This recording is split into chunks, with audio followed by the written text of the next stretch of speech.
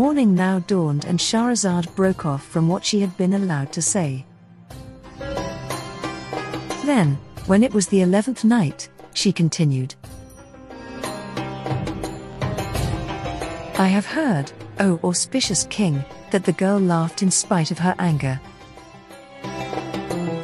She then went up to the men and said, Tell me about yourselves, for you have no more than 1 hour to live, and were you not people of rank, leaders or governors among your peoples, you would not have been so daring. Damn you, Jafar, the caliph said.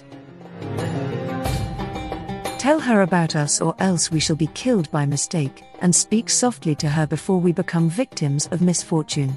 That is part of what you deserve, replied Jafar, but the caliph shouted at him, There is a time for joking, but now is when we must be serious.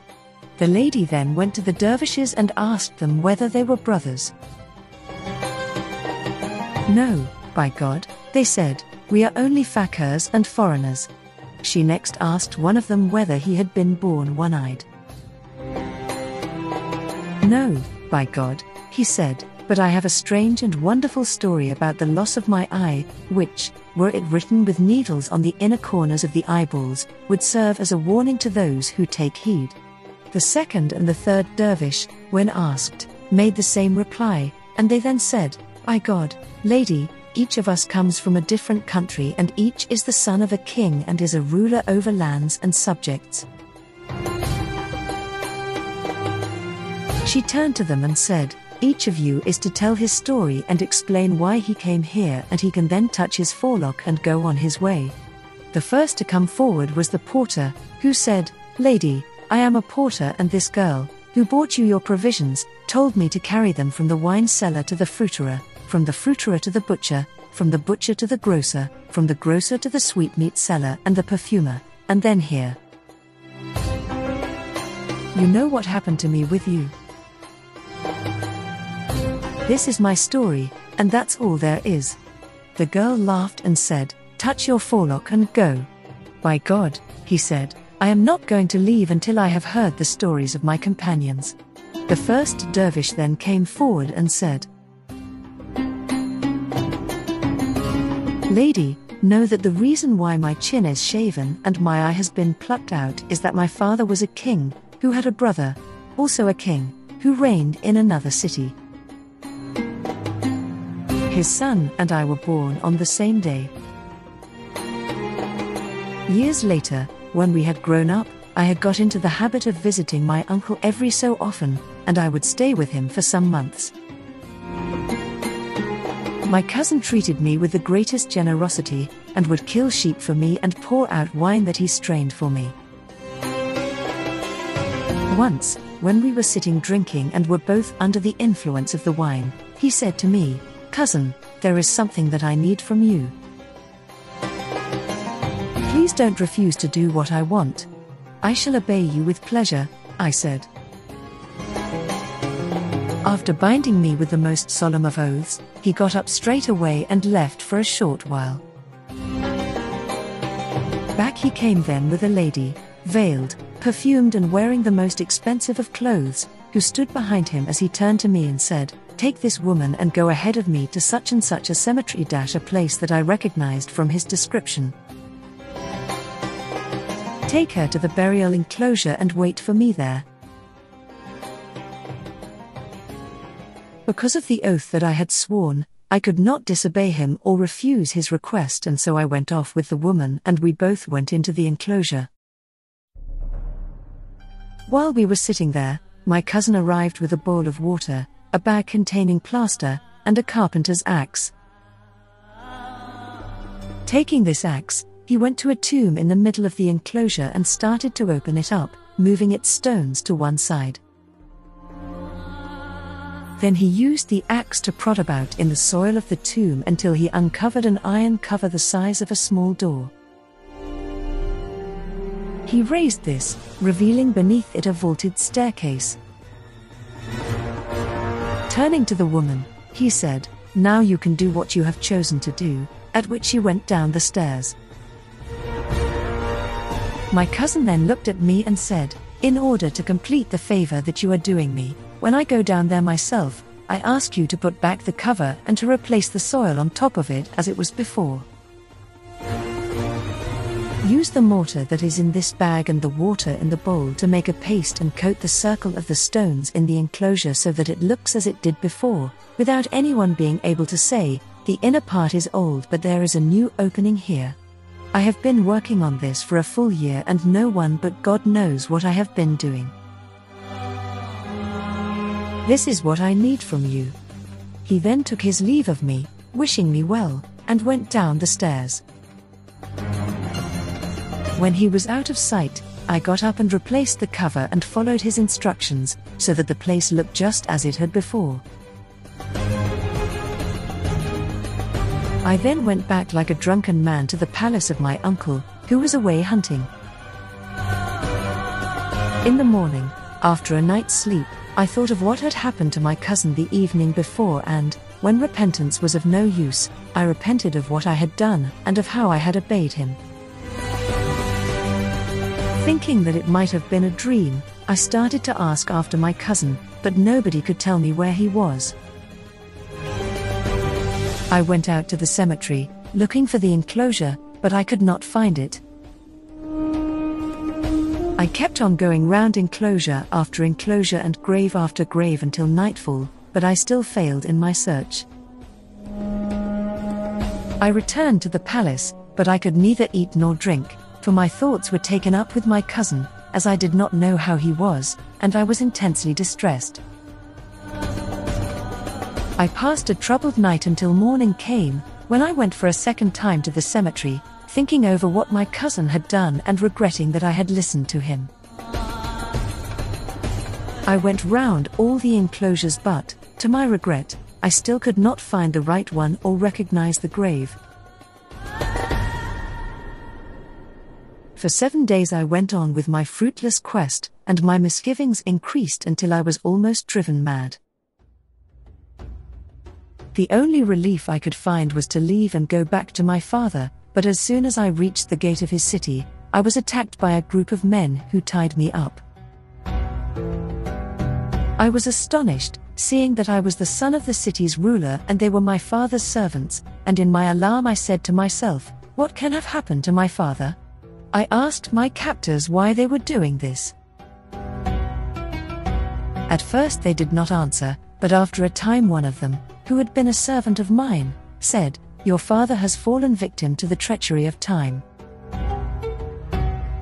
The army conspired against him and he was killed by the vizier, who has taken his place. It was on his orders that we were watching out for you. I was stunned by what I heard about my father and fearful because I had a long-standing quarrel with the vizier, before whom my captors now brought me. I had been passionately fond of shooting with a pellet bow and the quarrel arose from this. One day when I was standing on the roof of my palace, a bird settled on the roof of the palace of the vizier. I intended to shoot it, but the pellet missed and, as had been decreed by fate, it struck out the eye of the vizier. This was like the proverb expressed in the old lines. We walked with a pace that was decreed for us. And this is how those under fate's control must walk. A man destined to die in a certain land will not find death in any other. When the vizier lost his eye, he could not say anything because my father was the king of the city, and this was why he was my enemy. When I now stood before him with my hands tied, he ordered my head to be cut off. For what crime do you kill me? I asked. What crime is greater than this?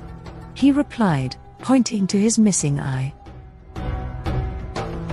I did that by accident, I protested. If you did it by accident, he replied, I am doing this deliberately. Then he said, bring him forward. The guards brought me up in front of him, and sticking his finger into my right eye, the vizier plucked it out, leaving me from that time on one-eyed, as you can see. Then he had me tied up and put in a box, telling the executioner, "Take charge of him, draw your sword, and when you have brought him outside the city, kill him and let the birds and beasts eat him." The executioner took me out of the city to the middle of the desert, and then he removed me from the box, bound as I was, hand and foot. He was about to bandage my eyes before going on to kill me, but I wept so bitterly that I moved him to tears. Then, looking at him, I recited, "I thought of you as a strong coat of mail, to guard me from the arrows of my foes. But you are now the arrowhead. I pinned my hopes on you in all calamities. When my right hand could no longer aid my left. Leave aside what censurers say, and let my enemies shoot their darts at me. If you do not protect me from my foes, at least your silence neither hurts me nor helps them." There are also other lines. "I thought my brothers were a coat of mail. They were, but this was for the enemy. I thought of them as deadly shafts. They were, but their points pierced my heart." The executioner had been in my father's service and I had done him favors, so when he heard these lines, he said, "Master, what can I do? I am a slave under command." But then he added, "Keep your life, but don't come back to this land or else you will be killed and you will destroy me, together with yourself." As one of the poets has said, "If you should meet injustice, save your life and let the house lament its builder. You can replace the country that you leave, but there is no replacement for your life. I wonder at those who live humiliated. When God's earth is so wide, send out no messenger on any grave affair. For only you yourself will give you good advice. The necks of lions would not be so thick, were others present to look after them." I kissed his hands, scarcely believing that I had escaped death, in comparison with which I found the loss of my eye insignificant. So I traveled to my uncle's city and, after presenting myself to him, I told him what had happened to my father, as well as how I had come to lose my eye. He burst into tears and said, "You have added to my cares and my sorrows. For your cousin disappeared days ago and I don't know what has happened to him, nor can anyone bring me news." He continued to weep until he fainted and I was bitterly sorry for him. He then wanted to apply some medicaments to my eye, but when he saw that it was like an empty walnut shell, he said, "Better to lose your eye, my boy, than to lose your life." At that, I could no longer stay silent about the affair of my cousin, his son, and so I told him all that had happened. When he heard my news, he was delighted and told me to come and show him the enclosure. "By God, uncle," I said, "I don't know where it is." I went back a number of times after that and searched, but I couldn't find the place. Then, however, he and I went to the cemetery and, after looking right and left, to our great joy I recognized the place. The two of us went into the enclosure and, after removing the earth, we lifted the cover. We climbed down 50 steps and when we had reached the bottom, we were met by blinding smoke. "There is no might and no power except with God, the exalted, the omnipotent," exclaimed my uncle, words that can never put to shame anyone who speaks them. We walked on and found ourselves in a hall filled with flour, grain, eatables and so on, and there in the middle of it we saw a curtain hanging down over a couch. My uncle looked and found his son and the woman who had gone down with him locked in an embrace, but they had become black charcoal, as though they had been thrown into a pit of fire. On seeing this, my uncle spat in his son's face and said, "You deserve this, you pig." This is your punishment in this world, but there remains the punishment of the next world, which will be harsher and stronger.